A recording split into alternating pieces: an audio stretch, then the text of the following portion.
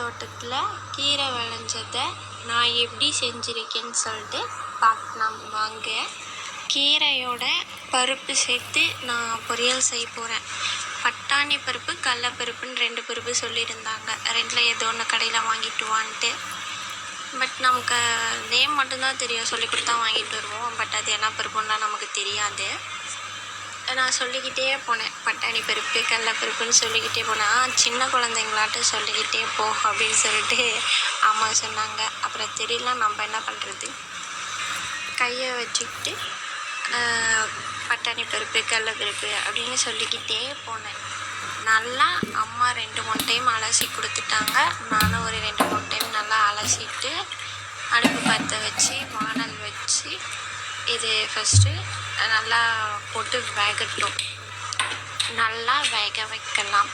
நல்லா வேக வச்சுட்டு ஓகே, அதுக்கப்புறம் நல்லா பட்டாணி தண்ணி ஊற்றி நல்லா வேக வச்சுட்டு அதுவும் ரெண்டும் வடித்து வச்சிடலாம். இந்தளவுக்கு சமையல்லாம் செய்ய தெரியாது, ஏதோ அரைகுறையாக செய்வோம். அப்படி இல்லை அப்படின்னா அம்மா இல்லை அண்ணி 2 பேத்தில் யாரோ ஒருத்தர் சொல்லி கொடுப்பாங்க, ஒவ்வொன்று தலையாட்டுவேன். அதுவும் தெரியல அப்படின்னா நமக்கு தான் இருக்கே யூடியூப்பில் ஓப்பன் பண்ணி அதை பார்த்துட்டு ட்ரை பண்ணுவோம்.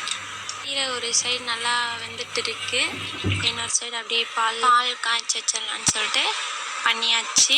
கீரையும் பருப்பும் வேக வச்சு வடித்து எடுத்து வச்சுட்டோம். இந்த கேப்லேயே வெங்காயம் உரிச்சிட்டோம்.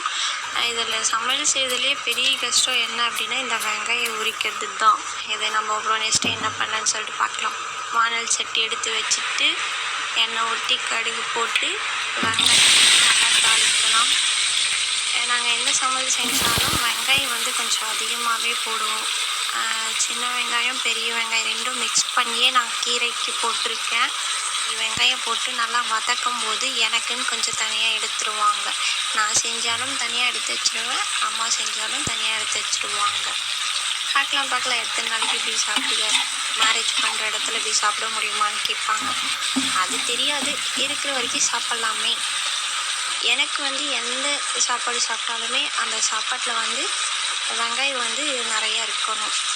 தேடி போட்டு சாப்பிடுவேன். மிளகாய் பச்சை மிளகாய் போட்டு செய்வாங்கன்னு நினைக்கிறேன் கீரைக்கு. பட் நான் அதெல்லாம் போட மாட்டேன். நானே வந்துட்டு பச்சை மிளகாய் போடுறேன் அப்படின்னு சொன்னேன்னா விட மாட்டாங்க அம்மா. வேணாம், அது அறுத்து போட்டு அதுக்கப்புறம் நீ வந்து கண்ணில் தொட்டுட்ட மூஞ்சில் தொட்டுட்டா எரியுதுன்னு கத்துவ அப்படின்னு சொல்லிட்டு ஏன்னா பச்சை மிளகாய் போட்டு செய்ய விட மாட்டாங்க.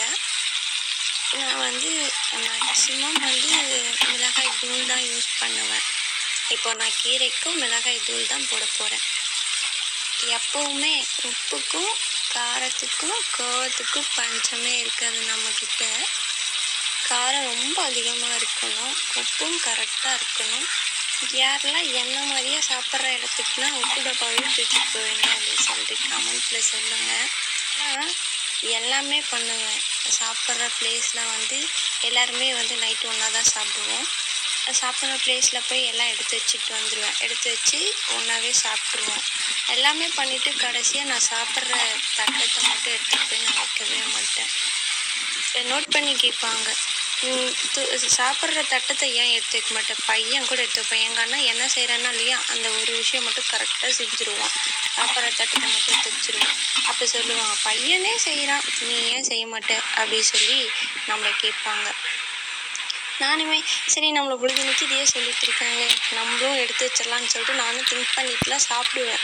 சாப்பிட்டு முடிச்சுட்டு எடுத்து வச்சிடலான்டா யோசிப்பேன். ஆனால் எந்திரிக்கும் போது மறந்துடுவேன். இது வரைக்குமே எல்லாமே பண்ணுவேன். ஆனால் சாப்பிட்டுட்டு சாப்பிட்ற தட்டத்தை மட்டும் எடுத்துகிட்டு போய் வைக்கவே மாட்டேன். யாரெல்லாம் இப்படி இருக்கீங்க கமெண்ட்டில் சொல்லுங்கள். இருந்த மாதிரி இருந்து செம்ம மழை வந்துடுச்சு, பயங்கர மழை. சவுண்டு நல்லா கேட்குது பாருங்களேன் வீடியோவில். தனியாக வெங்காயம் வதக்கி அது ஒரு வீடியோ எடுத்து வச்சுருந்தேன். பட் ஆனால் அந்த வீடியோ காணாமல் போயிடுச்சு. சரி ஓகே, இது எனக்கு தெரிஞ்ச அளவுக்கு நான் இப்படி தான் கீரை பொரியல் செஞ்சுருந்தேன். போட்டு எல்லாமே வதக்கி விட்டுட்டு கலரி எடுத்துகிட்டு ஆஃப் பண்ணிட்டேன், அவ்வளோதான். ஆனால் இந்த மாதிரி ட்ரை பண்ணாலும் நல்லா டேஸ்ட்டாக இருக்கும். யாரெல்லாம் இந்த மாதிரி ட்ரை பண்ணியிருக்கீங்கன்னு சொல்லிட்டு கமெண்ட்டில் சொல்லுங்கள். ட்ரை பண்ணி பாருங்கள். ஏதோ நமக்கு தெரிஞ்ச அளவுக்கு பண்ணியிருக்கோம்.